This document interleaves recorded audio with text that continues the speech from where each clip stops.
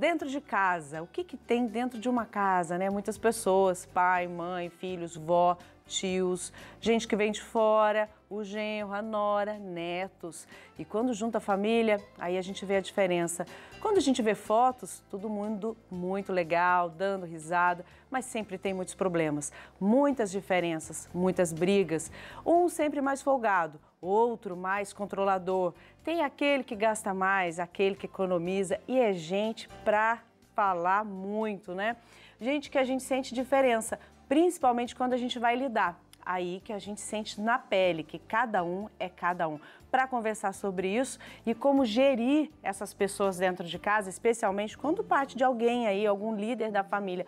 Como administrar a família? Para falar sobre isso, estamos aqui com ele no nosso estúdio, Rafael, psicólogo. Tudo bem, Rafael? Seja bem-vindo. Tudo bem, bom dia, Dani, bom dia, irmão Carlos, bom dia a toda a audiência. Que bom. Rafael, dentro de uma família, as pessoas são todas parecidas?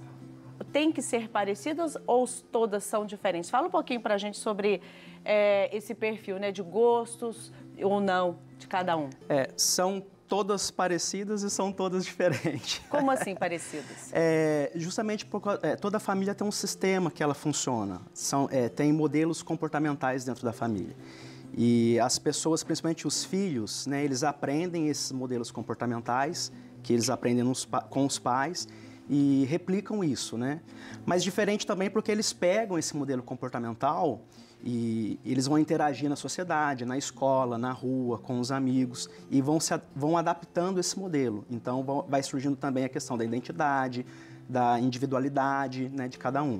Então você está querendo dizer que as pessoas, o ser humano dentro de casa, ele repete esse comportamento lá fora. Sim. Adaptando de acordo com o que a sociedade está pedindo, é isso? Exatamente, né? Ao observar os pais, ao observar o comportamento dos pais, como os pais resolvem os problemas, as questões que aparecem no dia a dia, né, essa criança ela vai aprendendo e ela vai replicar. Tá vendo? É importante, né? Com certeza, Dani. Ô Rafael, você que trabalha no atendimento com os pais, com a juventude, com a adolescência e também com as crianças, né? Nós estávamos aqui conversando, ele tem esse trabalho de atendimento.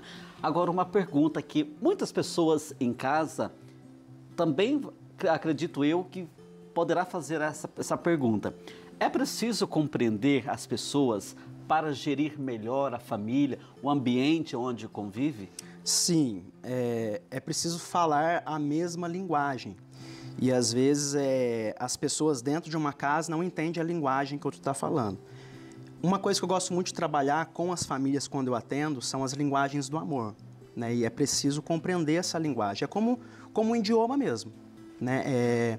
Por exemplo, o inglês. Se a pessoa é fluente em inglês, ela vai entender o que a outra está falando. Se não for fluente, ela não vai compreender. E a linguagem do amor é justamente isso, é esse nível de compreensão, em você compreender qual é a linguagem de amor que aquela pessoa fala. Um exemplo, tem pessoas que gostam, por exemplo, de receber elogio. Essa é a linguagem que firma a pessoa, né, que a pessoa compreende como linguagem do amor. Então, um pai que elogia, por exemplo, um filho, e o filho recebe aquela linguagem do amor, está havendo uma comunicação. Mas às vezes o filho, ele não é essa linguagem de amor que ele gosta de receber. E o pai está elogiando aquela criança, mas o filho, por exemplo, ele entende mais a linguagem de amor como receber um presente, por exemplo. Então o pai está insistindo numa linguagem que o filho não compreende. O filho está querendo receber uma outra linguagem. Então, para gerir, para compreender, é necessário ser bilíngue, né? Compreender várias linguagens de amor, né, para que a família ela possa fluir bem, para que um possa entender o outro. Rafael, a mãe, que normalmente é mais comum administrar uma família, às vezes é uma avó que cuida dos netos, né? Desses diferentes formatos de família que a gente conhece, como existe o respeito? Como trabalhar o respeito? Como respeitar a diferença do outro? Justamente a individualidade, né?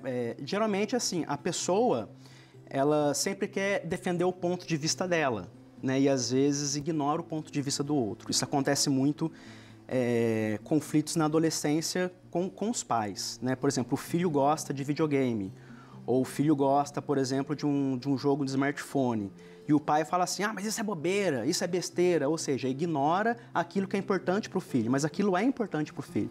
Então é importante ter essa visão do que é importante para o outro. não necessariamente precisa ser importante para mim, mas se é importante para o outro, eu preciso respeitar esses gostos, essas diferenças. Inclusive a fase, né? Eu acho que o respeito está exatamente respeitar a fase de cada um. Criança, jovem, adolescente, adulto, fase a terceira idade, o idoso, porque tem muitos pais que não respeitam ali o adolescente, que é uma fase belíssima também, que é a fase dele jogar videogame, dele brincar, dele sair, ter amigos, mudar a cor do cabelo, enfim, viver a idade dele. Como eu também acho, Rafael, que quando os pais chegam na fase, na fase mais avançada, quando se tornam idosos, o filho quer que ele seja jovem.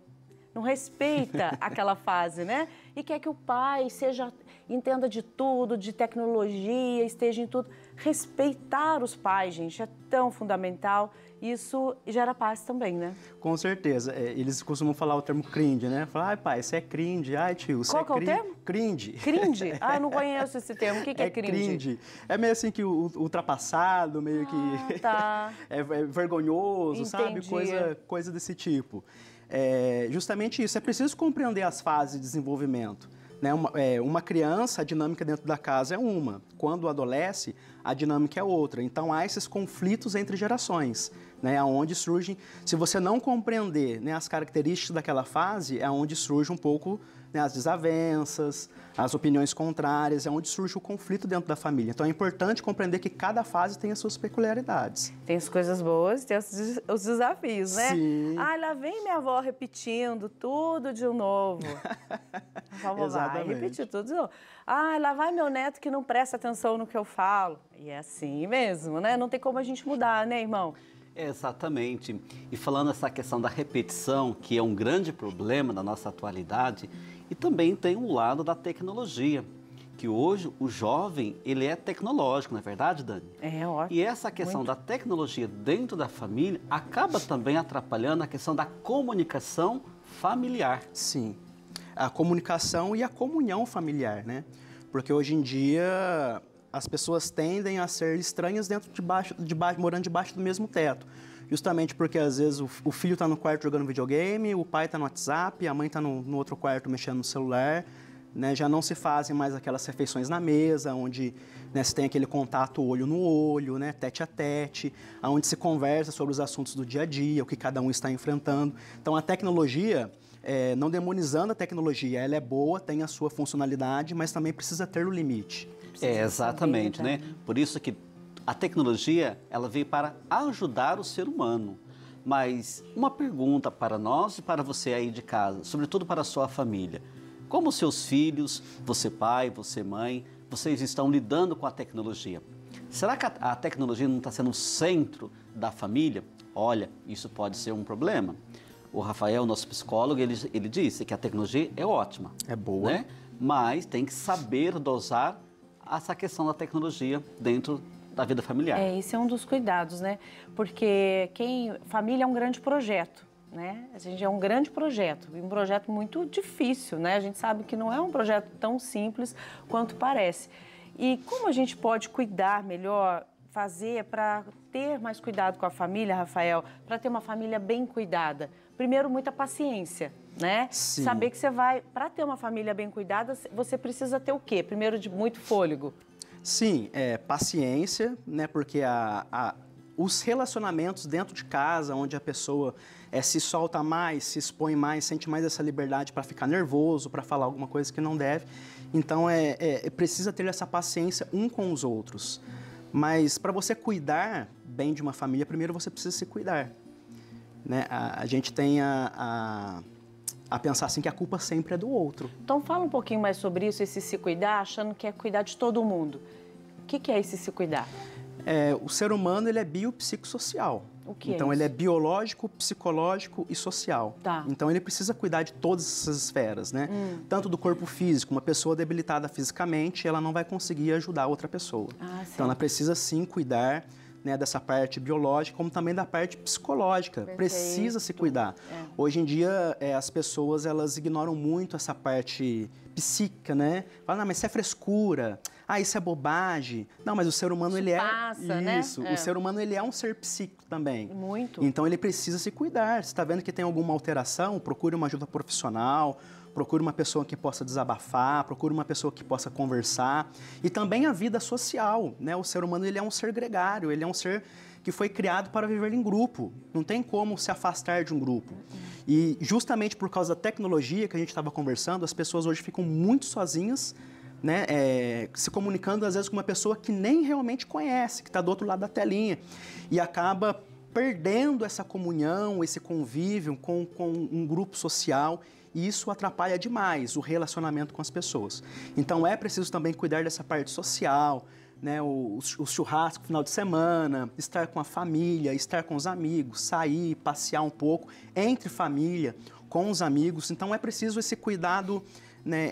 Esse cuidado integral para que você possa também cuidar das outras pessoas. Se você está bem, né, você tem condições de cuidar bem de outra pessoa. E se eu saio de mim e fico só no outro, a confusão também vai continuar, né? Você falou algo que eu queria também colocar aqui para a gente conversar, que é quando uma pessoa na família não está legal, a culpa é sempre do outro, né? A responsabilidade, onde está a sua responsabilidade nessa desordem que você tanto reclama? A gente sempre fala aqui também. Então, a culpa é sempre do outro e não é a minha. Qual é a importância, Rafael, da gente poder olhar um pouquinho para as nossas responsabilidades? É difícil a pessoa, né? Esse caso é antigo, né? A pessoa olhar para si e reconhecer as suas responsabilidades, né? Geralmente, quando tem um caso, por exemplo, que causa um confronto, né? Quando a pessoa lida com as suas próprias questões, né? A pessoa ela tende a se fechar mesmo, se fechar e apenas enxergar a falha do outro. Mas a questão é que muitas vezes a falha do outro, se estamos enxergando a falha do outro, pode ser uma projeção, pode ser uma falha nossa. A gente reconhece no outro justamente porque é uma falha nossa. Então é através do diálogo, né? Através da comunicação. Precisa saber brigar, né, na família.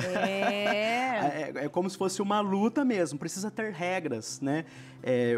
Você vê lá no UFC, quando as pessoas estão lá lutando, chega no final, o que acontece? Acabou a briga, vão lá, se abraçam, né? Então é preciso saber lutar, é preciso ter regras para brigar, né, em família, não ser uma coisa descontrolada. Então é preciso, né, sentar, dialogar, né, como pessoas maduras, isso é principalmente o casal, né, como pessoas maduras, saber dialogar, saber expor as questões, saber ouvir, ponderar o que o outro está falando, né, analisar, e assim, através do diálogo, né, essas questões elas vão sendo resolvidas, e as pessoas vão entendendo também, dentro do relacionamento, o papel que ela deve também cumprir dentro do relacionamento. O diálogo é a chave de tudo. Diálogo é a chave de tudo. Por isso que aqui no Benção da Manhã a gente sempre, dialoga, a gente sempre conversa, coloca aqui para ficar gostoso aquelas coisas que são mais difíceis. Rafael, muito obrigada. Eu que agradeço. Foi muito bom bater Foi um prazer estar aqui com vocês. Que bom, bom demais.